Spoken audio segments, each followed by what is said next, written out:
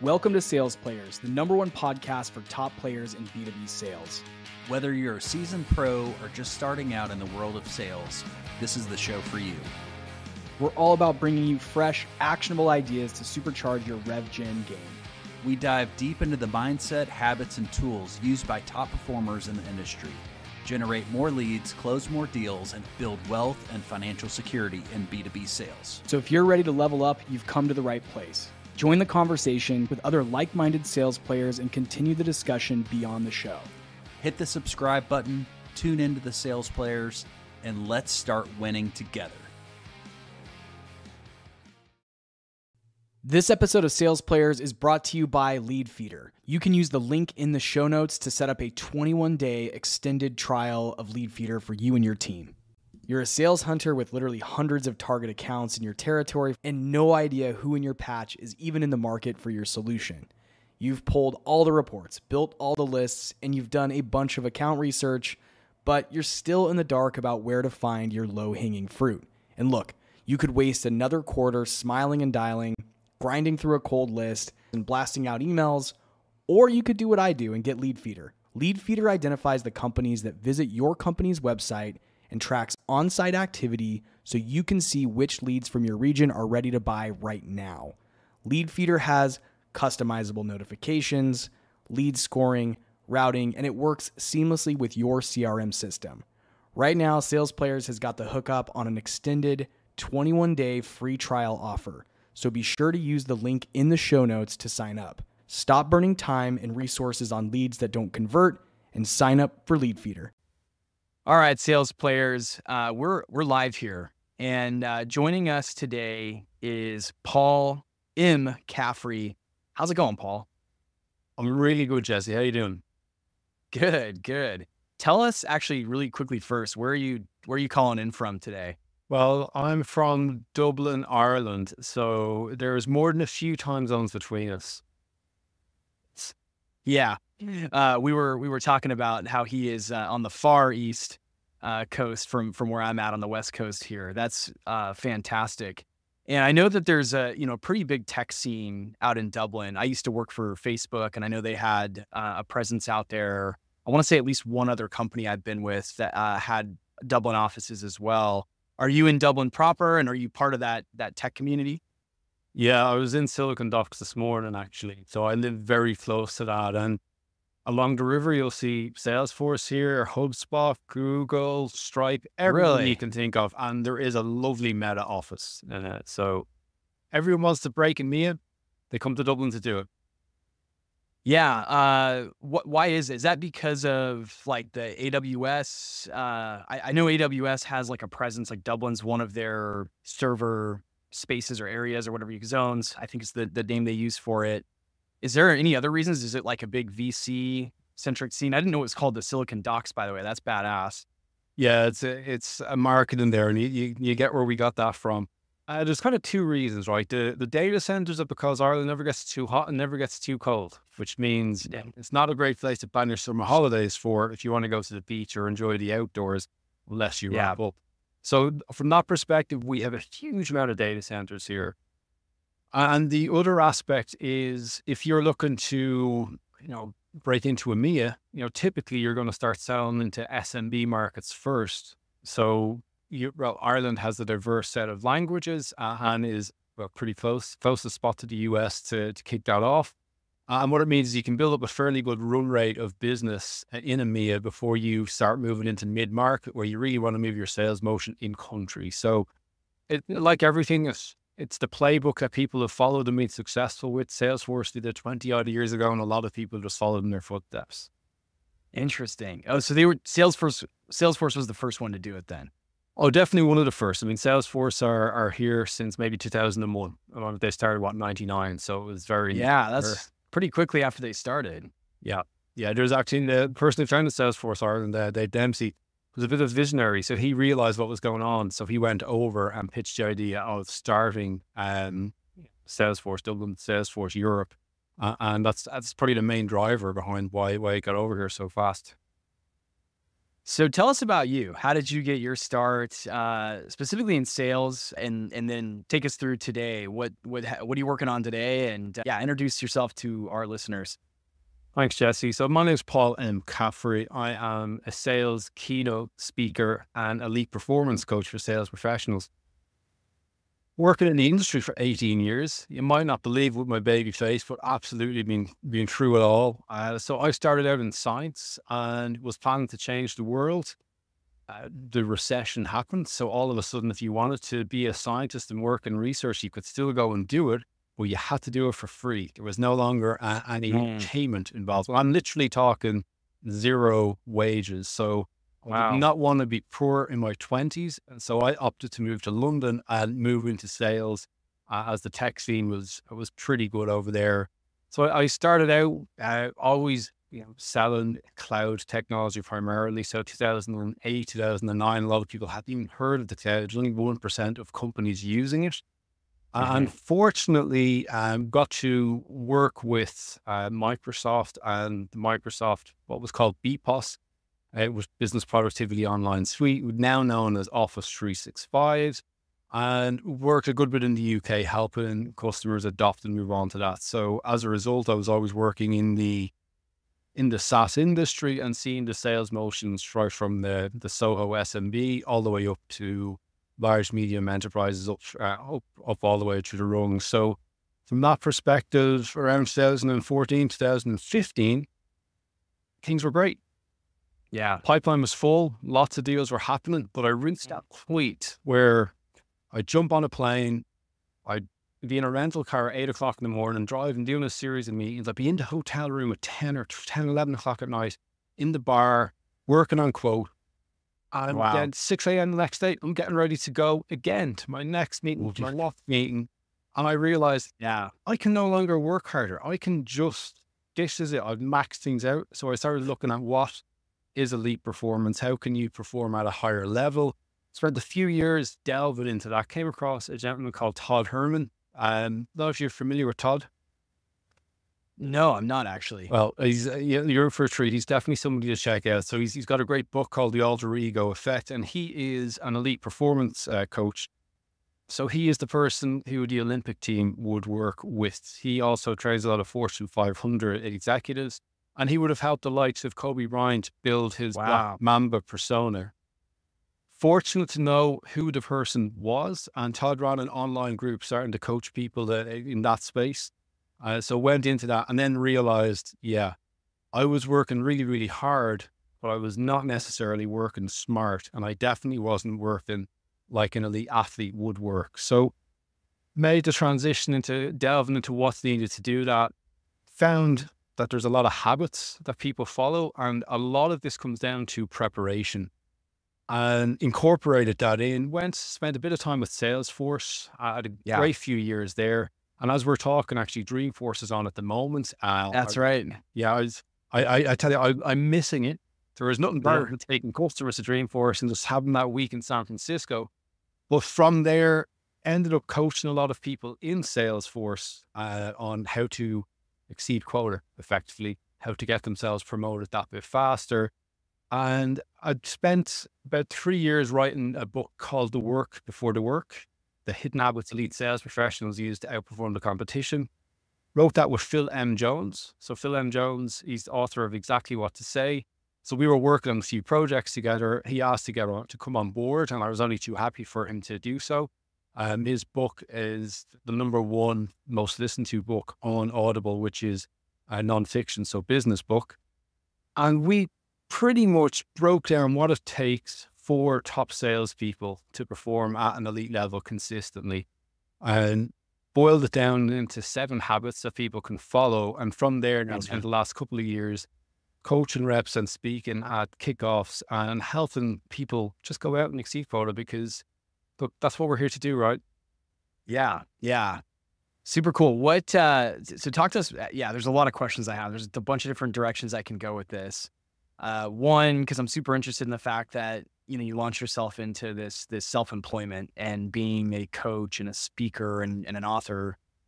So I might go that direction, but actually before we do that, I want to just understand a bit more about your process for coaching reps. A lot of our listeners are frontline sellers. They want to get better at, they want to get better at their craft. And right now, frankly, I think we're all hopefully in agreement with this. For the most part, a lot of people are struggling out there. Part of that's macro from my perspective, but a lot of that is, I think, morale, and there's a bunch of other issues that might be going into performance right now. And I'm speaking specifically to the software category. I don't know, there's probably some industry out there where people are just, selling shit to a fly at the moment. But the industry that I'm in, the software, SaaS, cloud category, most of the peers that I speak with right now are not doing as well as they want to be doing. They're not feeling like they're hitting the targets that are in front of them. Whereas in years past, those same people might have been, 300% of their number. This year, they're struggling a little bit. So I want to first dig into that, and then we'll get into, sort of the business and the books and some of those things. But yeah, talk to us about your process for coaching someone who might be feeling those things right now. And the unfortunate truth is you're not alone, right? 69% of people are missing target. And that's what the data said in the first 6 months of this year. We're also seeing the likes of EBSTA and some other analysts share other really interesting data. So for example, only 17% of account executives are contributing 81% of the revenue in tech companies, particularly in your niche at the minute. And that really comes down to a couple of things. One is the elite performers are performing even better, and they're taking more of the pie. And there is now a bigger gap, and other people are getting left behind. So being good is no longer good enough to be successful in SaaS. And we all know there's that saying we've heard many, many times, that it comes down to time and territory and talent. If you got two of those T's, you'll be successful.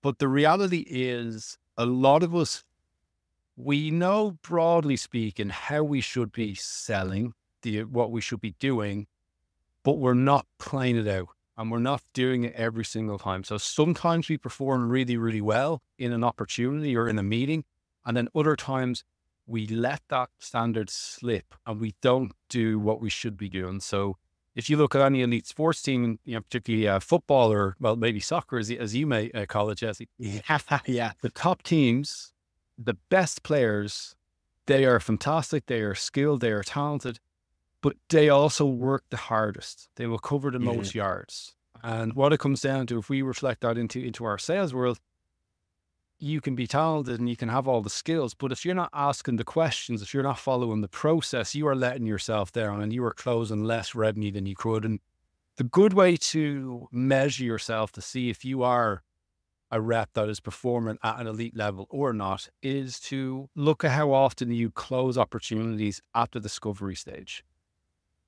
Top reps will close off deals at discovery more often than average reps. And what then happens is they end up working fewer deals, but they have a higher close rate. But if we dig into that and why that's happening, it's because those reps are in a position to capture 80 to 90% of all qualification that they need in those first couple of calls. So they can make a confident decision on whether this deal is worth pursuing, because there is pain. It has a real financial impact. I'm speaking to the right people. They're open to following our process, versus other reps who will, I've got a champion. I've got one person in there who wants to speak with me, or there's some pain here, or there's a few things but are missing, but I think there's enough there for me to keep going. My pipeline's a little bit light. I'm having a tough year. I want to work this deal. And they will go ahead and work a lot of mediocre deals and close very few of them, whereas the top achieving reps will leave that space free to go after their top ideal, their top ICPs, the best personas, and look to find really good opportunities that they can go work on and close. And happy to delve in and unpack certain areas of the sales process. If there's any area you'd like to dig into specifically, Jesse? Well, you mentioned like discovery being one of the most important parts of what separates the top performers, the most elite sellers, from those that are not so elite. And it's a truth that I think I've learned over the course of my decade plus career in sales, is that especially the bigger the deal, the more important discovery is, because if you're chasing a deal that has a 9, 10, 12, or 15 month sales cycle, in some cases, if you haven't done the proper discovery on the front end, you're going to set yourself up for a lot of heartbreak on the back end, because, chasing after something for multiple months versus, like, I get it, maybe a transactional sale that's an in-month deal. It's not as important to do discovery, or it's not as emphasized because you can move on to the next one and you're probably working, 20 different deals at once. But in my world with enterprise, when you don't have as many at-bats and you've got to make every single at-bat count as much as possible, I've found discovery to be pretty important. So why don't you tell us a little bit about, let's go deep on the discovery part of your program. So the key piece with discovery, it's kind of in the name, is knowing what you want to discover. And what are we trying to discover? We're trying to discover if we can help somebody, if we can add a significant amount of value that's going to get them to part ways with 50K, 100K, 200K, or a multi-year deal with ourselves. And those decisions, and that just isn't being given out as freely as it was before. And we don't need to get into the macro for that. We all understand that. So before you go into a discovery, there's kind of three lenses to think about. There's the other person, there's yourself, and then there's other stakeholders. So then you and everyone else. And what we're thinking about then is if you consider the deal, and then you consider the discovery call in isolation, and this applies to both, but it's what are you looking to achieve? What's the current situation? And what's the decision-making process? At a very, very high level, if the top sellers are always thinking about this, then, that's the what, and then it's the how. And how would we progress this deal? How would we track progress? How would we measure success? And then when we zoom into, the macro is closing the deal. But if we focus specifically on discovery, well, we want to understand what the problem is that they have. What has made them spend time with us? They have a problem that they think that you can solve. But what is that? Have we, in discovery, are we nailing the problem statement? Are we nailing the impact that is having, specifically the negative impact? If we know that we need to have 2 or 3 different personas involved in the sales process, are we looking to get them onto that call? Are we making that request? If somebody says, no, I can't get them on this session, are we prepared to ask that hard question of what will it take to get them onto a next session? And if we've got everything that we know that we need to go after, do we have a sequence of questions or a plan to ask those questions in a conversational manner? And a lot of the time people will just leave it to chance. They won't necessarily follow, and you'll get the pushback of, I don't want to follow a script. And the reality is, the worst time you're going to think about what to say is in the moment that you're saying it. So having some questions, having some, canned responses are very, very useful. But ultimately, it's what are the 5, 6, 7 areas that you want to discuss on a call? So it's, what is, we nail what the problem is. We're looking into what the impact is on the organization. Then we're looking to see, well, how wide does it go? What other stakeholders are involved or should typically be involved? Moving all the way along the line. So what happens if they take no action to, insecurity? Does that your IT need to get involved? Is there compliance? And a great one is we need to know if they can buy and what happens if they're going to buy from us. So if I send across paperwork, what happens on your side? Do you just sign it? Does it go to a board? Is there a committee? And looking to understand that. So fundamentally, it is knowing what is all the ideal information that you would like to capture and being prepared to have a conversation and delve into each of that.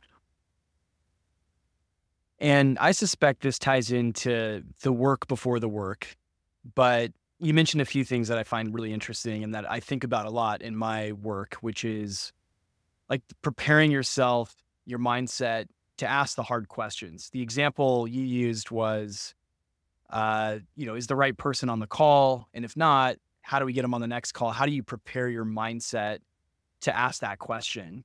Let's dig into that a little bit. What are some ways that a seller out there who might still be a little nervous or hesitant, and maybe this is their first enterprise role and they're working with a multi-stakeholder deal and they know they've got to get a vice president or maybe even a C-level operator or leader on the phone or on the next meeting or demo? What are some ways you can start to train your mindset to be thinking about how to ask that question and how to execute on that? There's a couple of different ways you can go about it. But if we think about this, even before you're going to do that discovery itself, 24 hours before, you should have an agenda in that invite that you have sent, which is in the calendar, whether you meet face to face or virtually. And it is sending, forwarding that on to the people who are in the meeting and going, what else would you like to add to this meeting? And what that does is it gives you a little bit of a flavor of when they respond of what aspect of your product or pain that they might want to delve into. To answer your question specifically, if there is somebody who is normally in a discovery that isn't, so let's say a key persona is missing, you can call it out in that message, or you just pick up the phone and do a quick call 24 hours before and go, normally we have CXO involved in this call, or the director or manager, whatever that person is. I noticed they're not on the invite. Do you want me to forward it on to them or share with them? And if you get the pushback, oh, no, it's just going to be me. And then you go, okay, well, we'll put a lot of time into this and I'm very happy to have the meeting with you. But if it goes well, are you open to sponsoring me into that person or getting that person to speak with us on the next call? So again, you're seeding that with them. But from the sounds of it, you've probably done something like that before yourself, Jesse. I have, I've got a bunch of stories, and I'll share a few things that, in addition to what you're saying, Paul, on the mindset side, some just tactical things that also help. Sometimes that ask is easier via cell phone. I've found a lot of times, especially if it's like, let's say it's a group of like 3 stakeholders, maybe like one of those people is in IT, one of those people is your champion, and then there's like another analyst or something on the phone or on a Zoom line or on a Google Bridge or whatever. And you're looking at your champion and you're saying, hey, Mr. or Mrs. Champion, it sounds like more people will probably need to see a demo of our product before we can move this forward. Who else needs to be involved, or who is the person sponsoring this? You can ask it, but sometimes they're hesitant when their peers are on the phone or on the line to start spouting, sort of what you might think of as like inside info, like secret info. So what I've found is sometimes I'll hold that question and have an in-between like briefing call. So here's the play is, you wrap up that call with a next step of getting a demo on the calendar. But you say before that call, Mr. or Mrs. Champion, can we do just a quick 10-minute prep session? Goal for that prep session is to make sure we nail the demo and we resonate with your team. Let's also make an item in that prep session defining who else needs to be involved in the demo and what they care about in the demo. And then, Q&A, we'll run a dry run or something like that. And so you have a shorter 15-minute call, and that can be just one-to-one with the champion, or it could be on the cell phone. And you're then able to more comfortably say, hey, Paul, who signs this, or who's the exec sponsor behind this? Who's in charge of this project at the executive level? Whose blessing do we need in order to get this done? So it is part mindset, because you have to be in the proactive mindset. You have to do the work before the work, which is being ready to make that your next step is, okay, we've got demo out 2 weeks, but then next week we need 15 minutes to do a quick prep session 1-to-1 where we can just make sure we have all of our ducks in a row. And so it's sort of a 2-step next step, but then it makes it a lot easier. What I've found is then the champion's usually willing to say, all right, we're on, 1-to-1 on a Zoom call, or we're on the phone together. Let me tell you everything. It's Jane, who's our vice president of this, and she's the one that's sponsoring this project. It's her P&L, her org that's going to be in charge of this rollout. And so we do need to get her on the next demo, and what she cares about is cost reduction, et cetera. So like you can have a more human conversation. And sometimes I think people are just, and I agree. Like, I think if I were on the other end of that and it was me and 2 of my peers and a salesperson asked me like, who's in charge of this project? I might be hesitant to say like, oh, my bosses, and, here's their email and here's how to, hit on their pain points. Like, they're not going to share all that in a group setting. So it's all about, one of the things I talk about, just very, sidebar here, is with enterprise selling. I'm sure you've seen this in your business and your coaching as well, is one of the most important things is empathy. If you can be really empathetic and actually try to put yourself in the seat of the IT persona on your meeting, the champion in your meeting, the analyst, the, finance representative who might be part of the deal cycle, even the counsel, the attorneys that might be looking over the contract, like try to actually sit in their seat for a second and say, like, what's going to make this person feel awkward or uncomfortable? What's going to make them close off and not give me the answer I'm looking for? And the inverse of that is what's going to make them open up and realize that I'm trying to help them execute on a project that's going to better the business in some way. Maybe it'll cost reduce or, reduce cost, grow revenue, reduce risk, et cetera. So I always try to be really empathetic, but I totally agree with your methodology, which is this is all stuff that you have to train your mindset on well before you're on that meeting with the champion and the broader team. Well before that demo session, you have to already be thinking about how you're going to approach it and what your plays are that you're going to run to get the outcomes you're looking for.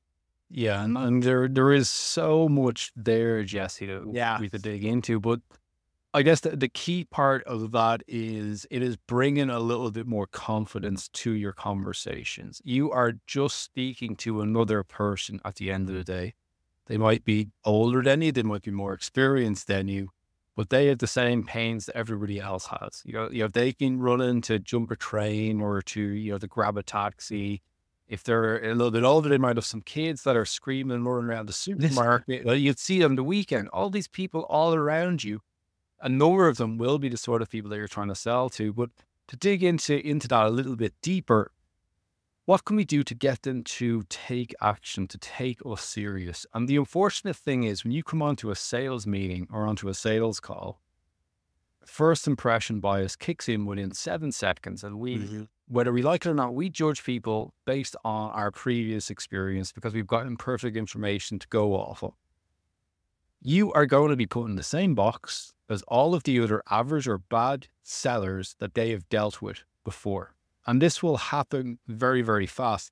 And if you're polite and too nice to jump in and have deliver value literally in the first interaction, you're going into that box and you're going to have to work really, really hard to get out of it. So a couple of things that you can employ is the first is to break that very, very quickly. And you can really be as blatant as, Jesse, great to meet you today. Very excited for the show. Of course, I see you had the CEO of Sendozo on last week. Really, really interesting conversation to see an AE took that step and went on to be a founder. And straight away, what have I done? I've called out the fact that I've spent a bit of time listening to a previous show.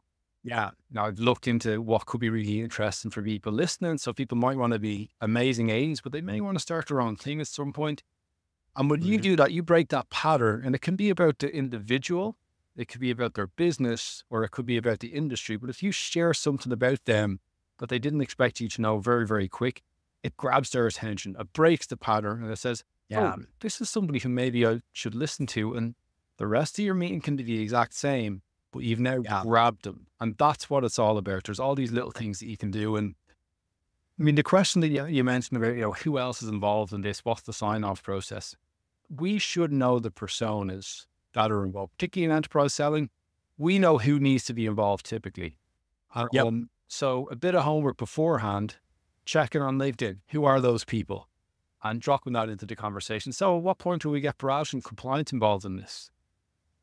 Yeah, I've actually never run this play, but I have colleagues that do this. They'll say something like, hey, just to confirm, is John the right person? Is John the sponsor of this project? And they'll have gone on to LinkedIn and looked up John as the chief operating officer or something, or the chief technology officer.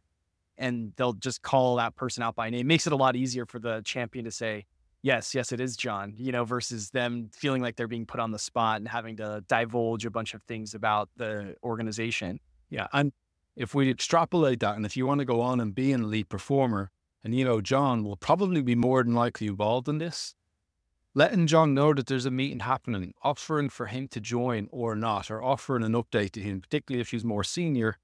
These are all things that we should be starting to do as a matter of fact, as our process. And we know, and to your point, Jesse, that's something that you should do. You know that your colleagues are doing and getting success. But we don't do what we know we should do every single time. But the people that do it more often are more successful. And, you could turn around and John might be just not letting any new technology come into the business because there's another priority happening over here. and we find that out a bit earlier, we can deal with it, as opposed to, well, finding that out 12 months in and then the heart rate comes off. Yeah, exactly. Let's see. Let's take another topic. Just, we've kind of touched on discovery and one specific example within discovery, which is discovering who the stakeholders are in a deal. Let's talk about negotiation. That's one that, I have some opinions on. A thread of thought, or, a mindset that I have right now is that, especially in enterprise, negotiation shouldn't be overly complex if you've done discovery correctly and if you've built, strong championship on the deal, and, if you've identified all of the drivers and the help them really understand the business case. Negotiation shouldn't be too complex. But I think a lot of sellers, especially earlier in their career, might get a little hung up on the closing of the deal, the negotiating the contract. Talk to us about some ways that, reps can put in some work before that work of negotiating a contract. Well, the first thing is, if you have run a great discovery, if you've run a great demo, if you're able to show the value, if you can show the return that the business is potentially going to get from going ahead with you, you shouldn't be afraid of asking for the deal. You should be confident in asking for the deal. And that's the first thing I see more junior reps that are inexperienced is they're afraid, they get nervous, they tense up. So on that, I would absolutely say that is crucial. The other side is it depends how you're going to negotiate. So a really great way for new reps to process to follow is actually Todd Capone. You're probably familiar with some of his work, Transparency Saying. Yeah, absolutely. But, he's great. Yeah, he's a super guy. And his approach is just putting things on the table. Here are the key levers that are important to us as a business, and calling them out, showing them up front, and broaching that conversation earlier. That really takes the pressure out of the negotiation at a later stage. So then you get to the sort of contract with the number of users, number of years, mix of products, and the key criteria that are important for your company. And from that, then that kind of lends itself to incentive selling as opposed to discount selling. So discount selling, quarter's over, we can give you the 6% you signed this week. Person's probably going to hold off because there's no urgency on their side, and then they'll take that discount from you next month, or they'll expect even more if it's end of year, for example, as opposed to negotiating that part up front, getting a feeling for what's important for the other person and building that in so that we don't actually need to rely on, a silly George discount to get something over the line. So that really would be probably the main thing I would have, is have an approach for that. And if you're a junior rep, you can look to the more senior people in the organization and see how they're doing it. And you're probably going to find a few pros of wisdom that you can follow. Yeah. That's a great technique, or a great hack, if you will, is like, go spend some time with the people in your organization that are performing. I know it feels like nobody is right now, but there's probably someone on your team that's doing enough. They're doing okay. They've got a big deal that's about to close. And I what I found, and one of the reasons we started this show, is we wanted to try to shine a light on some of those folks and, make it known that that's the best way to learn, is through that tribal knowledge of sitting with the top performer and watching their process. And I think that's especially true with this topic of negotiation, because there's probably someone in your organization who's really stellar at structuring a really good offer. And this is I'm talking enterprise deals here. I'm sure transactional, it's also, a whole technique to put an offer together. But with enterprise, it's definitely an art form, right? It's making sure that there's like a compelling event. There's a driver behind the date to get the signatures done by a certain time. It's managing it as a project. It's working backwards, but it's also putting incentives down that are going to help someone be able to go and sell it internally really well. And that's the key with enterprise, is the whole time you're enabling someone to go into their organization, to go present to their CFO and say, hey, Paul has structured this amazing deal. We've got to do it by this time in order to get the trains running on time. And if we don't, then the trains won't run on time. But if we can nail this window of time, it will, marginally improve some aspect of our business, or significantly improve some aspect of our business. And so I think that's great advice. I think the other thing I want to come back to a little bit here is, I'm seeing a theme with a lot of your coaching, which is just building confidence. And it's something I haven't thought about in a while. So I'm glad we're having this conversation, because earlier on in my career, I was in a selling role at a startup company. And I remember the founder of the company actually approached me and said, "You don't sound confident on the phone when I'm listening to some of your presentations. I'm joining in on some of your discovery calls and some of your demos, and I don't really hear a confidence."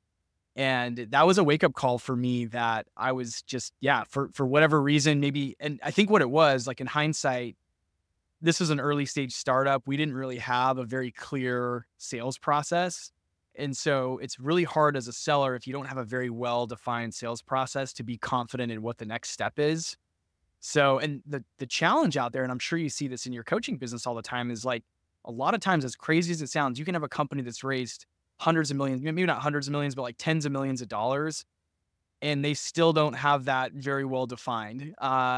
People can get by, founders especially that are selling can get by for a really long time without having a very clear cut, like step-by-step sales pipeline and process. And so what will happen then is a rep like myself will come in and they don't really know what's the next step. Like, hey, there's a demo and then what? And so you can hear that when a rep doesn't have the command over their process or a process. Yeah. And so my suggestion for people out there is to, even if your company doesn't have a clear cut one, you should probably develop your own. And I'm sure that's something you help do, Paul, in your consulting, is like, if you don't have a step-by-step, like, hey, once we do the demo, typically the next thing is a proof of concept. And then from there, typically we go over the proposal. And then from there, we typically jump on and introduce our implementation plan. Then from there, we jump on with, new vendor selection committee, or, there's like, most companies should have this. And I'm always surprised at, I've been at firms that have been far along and still have not really nailed that down. And so then as a rep, it's on you to go in and actually try to develop your own process. And even if your company has the most beautiful step-by-step sales process, like the cleanest one you can think of, I would still customize it to you, because whatever gives you the confidence in saying, hey, Paul, typically what I do with my customers at this point is we go through a proof of concept exercise, and that's going to take 30 days. And we're going to go deep into how we solve this problem for you, or how we would, build this integration, whatever. And then from there, Paul, we're going to talk about the commercial aspects and the contract, pricing and licensing aspects of our platform, right? So that will, build yourself your own process. You're not going to get in trouble. I think a lot of reps feel like, if I do it myself or if I invent my own, I'm going to get in trouble. It's not the case. You need to have your own process nailed down, because it will give you that confidence. But I'll stop talking here, Paul, because I want to hear from you. But like, talk to us a little bit about, again, the mindset, the work that's going to go into building one's confidence with repetitions. And there's a couple things on that. I guess if we loop back to negotiations, so a few tips, right? People could be coming towards end of quarter, right? Particularly in SaaS, right? September, October in particular is going to be end of quarter. And we speak about wanting to get deals over the line, get them done. There's a few things there which people can deploy right now. So the first piece is never send your proposal or send your price. And I'm seeing a lot of reps still do this. That is your power. That is your gift to give. And the second you just forward that on to somebody, you're at nothing. So when we're in a demo, and if we feel that, this is going to be worthy, we're going to present commercials in that call, that's when we want to be booking the commercial call. Where maybe we're going to put a step in for feedback before that, because we want to get the bill of materials or the mix of software right. But either way, we want to get that booked in, and we always want to present commercials. First thing then we want to do when we come on to a negotiation is, as you should be doing every single call, what's changed? And confirming nothing has. If it has, we deal with it, we address it. Then it's confirming this is still the solution. This is still the outcome that you're going after. Fantastic. Yet we're still aligned on that. And it's at that point then where you can come in and present your offer. And that's based on the terms that you've discussed beforehand. And the key piece is, when you present that pricing, you typically will put it on a slide, but there should be at the very least a back of an envelope ROI. So you could be saying, give me 500K, invest with us, but that's going to give you a return of 2.5 million, or it's going to say so much time, which is going to equate into this. And then you can take that, whatever they're saving or getting, and equate what can the company do with that resource. You can even go a step further, but in the interest of time, I won't get into that right now. But we're always looking to present the pricing like that, and taking it a step further if you're at that position where you've presented commercials and this is based on them proceeding in November. A really, really great way to develop the conversation is to go, look, guys, as you know, it's our end of quarter and we're going to be reporting our numbers to the shareholders or to the owners or to the investors or whoever it may be. Could even be just your leadership team. Yeah. If you'd be in a position to pull this forward and we could get things done a little bit quicker, would you be open to doing that on the basis of an incentive? And then finding out if that is something that's interesting and if they can potentially sign. And we want this to be a very small amount. If this is a big number, you will kill it. So if it's a 20% discount to go ahead now versus November, credibility is gone. But if it's 2, 3, 4%, people can sometimes be open to it. And that is a great way to get things done a little bit quicker. And particularly if you're coming towards end of month and you know that, right, this is going to be done next week, we're cutting things a little bit tight. Well, if we can do things this week, we can maybe knock 1 or 2% off. It's only 500. It's only $1,000. It's only $2,000. Small change, but just so you know, that is something that we could get to. And again, it's qualifying if they'd be able to actually take advantage of the offer, if they'd be interested in the offer. And then if they meet those criteria, then you can show it to them. And one final piece I'll just call out in negotiation is you're probably going to give some sort of offer which will be discounted to some extent because list price, particularly in SaaS, is outrageous, and we will always have a more accurate price based on what they require. Don't come along and when the CFO asks for a discount, give them 20 or 30%.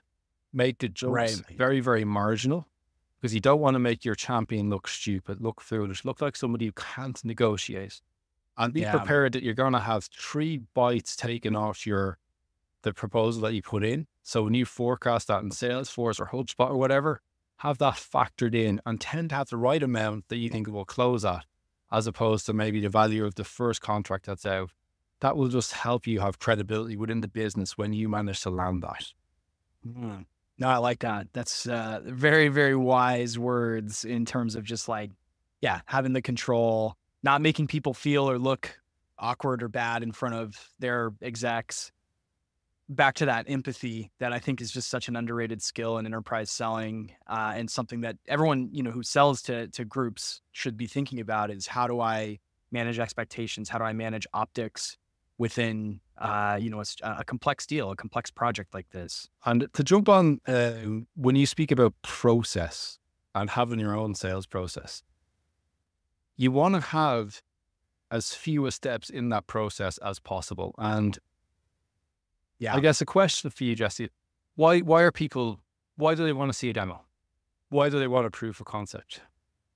Yeah, that's a really good question and worth defining for anyone out there who's working through a sales process. So I think, first of all, I try to operate by the fact that like maybe they don't need to see a demo. Depending on what you're selling, don't assume that's like a foregone conclusion that in order to buy something, they have to go through a demo. This can be interesting because I'm trying to think back on my career if I've ever closed a deal without doing a demo. Probably not. When someone's buying enterprise software, typically they want to see how it works and how it compares to what they're doing today or how it compares to other providers they're looking at in a space.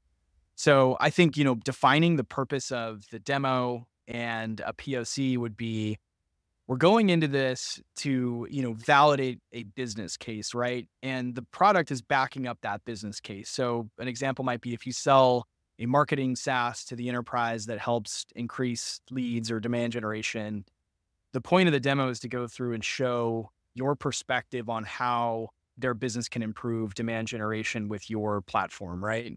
And then the POC is to allow their technical folks or any other stakeholders who want to actually test it in a somewhat live environment or in a sandbox environment so they can just determine how it works and make sure that it meets their requirements. That's the purpose. So it's more of a formality. It's probably not a foregone conclusion, but to drill it into what's happening there is we're assuming that the other person needs this to proceed. Right. They need a level of give-get. They need a level of proof, right? Yeah. A lot of the executives, as you're selling enterprise software, They may be the person signing off on it. They may be the person who gets rewarded when the value is contributed, but they're probably not the person who logs in and uses the software. So we've got two different groups of people there. So if you're demoing to an executive versus a user team, they're two very, very different demos. And ultimately, if we think about what we're really trying to achieve is in discovery, we're trying to figure out the pain that they are suffering from, the negative impact that that pain is, contributing, the root cause of the problem. So what they believe to be causing the pain. And we want to have those 3 to 5 pieces of root cause aligned to specific features or functions within our product. Not all of our features, just 3 to 5. And we want to be able to say that, this is the problem, this is the negative impact, this is what you believe it is, and here are the 3 to 5 features that will solve that. And then the outcome is going to be you will achieve X, Y, and Z. And some people, a demo will suffice. Others might want to chat to another customer. Others will be like, no, I know your company delivers. You wouldn't have thousands of customers if you didn't. And then there'll be those who'll say, no, I need that proof of concept. But we always want to be challenging. Well, what's the reason behind the proof of concept? What's causing you to want to do that? Oh, it turns out that you went to another vendor who they completely embellished how their implementation works. So you've actually got concerns that what you see in a demo isn't what they're going to get. And then you can address that and move things along a bit quicker because it's something different. So maybe instead of having a proof of concept, it's one of your architects speaking with their tech team for 45 minutes versus that 30-day outrun. So what I really want to get to is we always want to be challenging and thinking about what is the thinking behind that, because typically it's due to past experience with a bad seller. And on the process side of things, there are certain hurdles that will need to be jumped. That there are certain parts of your sales process that could, where ghosting could occur, where things could get a bit tricky. We want to call that out. And if you're on a discovery session and we've realized that, we're going to want to demonstrate this, we're going to want to deliver commercials, we're probably going to want to have a feedback session, you can schedule those next 2, 3, 4 meetings, at least provisionally, on that call. And that shortens your sales cycle down dramatically, as opposed to naturally, we do this meeting and then we see if people are around next week or if maybe they're around next month, and then we just let it drag out. So you can really condense that. And that is something that top sellers are doing. They're condensing the time frame that it takes to get their deals closed. Whereas everybody else we're just happy to be working deals. So these hurdles are getting longer. So it's a real interesting dichotomy. So you got to really be focused on that piece. If they're serious, they'll be happy to at the very least book those meetings in provisionally with you. If they're hesitant to do so, we've probably missed something in discovery and there's something else that we need to uncover. Paul, this has been great. We're coming up here on time, and I feel like we almost need to do a part 2 session here in a couple weeks or something. But in closing, I guess, any final words of advice or words of wisdom for folks out there selling, and then tell our listeners how they can get in touch with you and your team, or where they can find your books. Thanks so much, Jesse. So what I would part ways with is every single action, whether it's a chance interaction with somebody or a prospect or anyone that you're dealing with, or it's your biggest deal that you're focusing on, all the way through the process, asking yourself, what am I looking to achieve? How am I going to achieve that? And think of the same thing for the other person. So if the other person is coming on a discovery, what are they looking to achieve? How are they going to achieve that? And again, bringing that mindset and extrapolating that and being prepared and looking to break the pattern in the first few seconds of every interaction, that will really change the trajectory of where things go for you. If you want to see how you compare to elite sales professionals, if you go to the work, it's workbeforethework.com/assessment, there is a scorecard that you can go in and put yourself against elite professionals. Just fill that out, and then you will find out what areas you're strong in, what areas you maybe need to improve, and you will be given a custom set of advice and tips that you can take away and deploy straight away. Best way to connect with me is LinkedIn. So Paul Caffrey. So come along, mention that you heard me on the show. You connect, love to have a chat with you. And the book is called The Work Before the Work, The Hidden Habits Elite Sales Professionals Use to Outperform the Competition. It's available Amazon, Barnes & Noble, all over the place. But that in itself, it really is essentially a manual for account executives to prospect better, sell more, and importantly, set themselves up to get promoted. We haven't touched on that today, and I know you've had Chris on before. I've got the course in the P Club on how to get promoted. So they're the most important things, and have, as you said, have a process. Have your own process and hold yourself accountable to those standards, because most people know they should and don't bother. The few who do exceptionally well. Amazing. Paul, this has been a great conversation. Ireland's on my bucket list in the near term, so I'm going to hit you up when I'm out there for a stout. We get together for a stout somewhere at a show you pub. the city for sure. Yeah, that would be awesome. But and let's definitely do a follow-on to this conversation. This is really helpful. So thank you. No, thank you. And yeah, look forward to the next time we chat. Cheers, Jesse. Cheers.